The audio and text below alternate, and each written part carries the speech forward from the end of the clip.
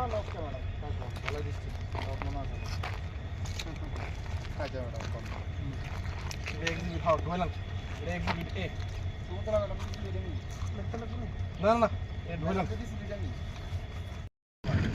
আমার কাছে কোনো অবৈধ কোনো জিনিসপত্র আছে কিনা, গাঁজা আছে, আমি গাঁজা নিয়ে আসছি, তাই দেখাবো অন্য কোনো জিনিস আছে কিনা। ঠিক আছে, গাঁজা, দাউদুরা, পিস্তল, ঠিক আছে।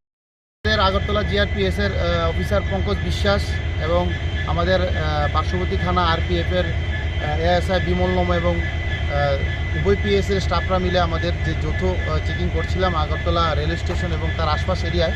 চেকিং করার সময় আমরা দুজন লোক, একজনের নাম আব্দুল কাদের, তার বাড়ি মেলাগড়, আর ওর নাম দীপক দাস, তার বাড়ি পালাটানা এরিয়ায় আক্রমণ পিএসের অন্দরে। তো ওদেরকে আমরা এই ট্রলি ব্যাগ এবং এই পিট্টু ব্যাগগুলি নিয়ে এই এরিয়াতে পার্কিং এরিয়াতে ঘোরাফেরা করতে দেখে সন্দেহজনকভাবে আমরা তাদেরকে আটক করি এবং তাদের এই ব্যাগগুলি তল্লাশি করে উভয় সবগুলি ব্যাগ থেকে সর্বমোট 26 কেজি অবৈধ গাঁজা উদ্ধার করতে আমরা সক্ষম হই।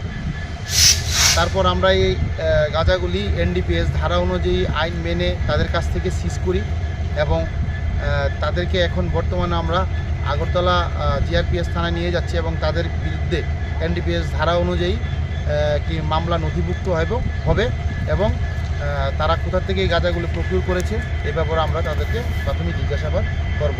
বর্তমানে এই গাঁজার কালোবাজারি মূল্য প্রায় 3 লক্ষ টাকা কালোবাজারি মূল্য।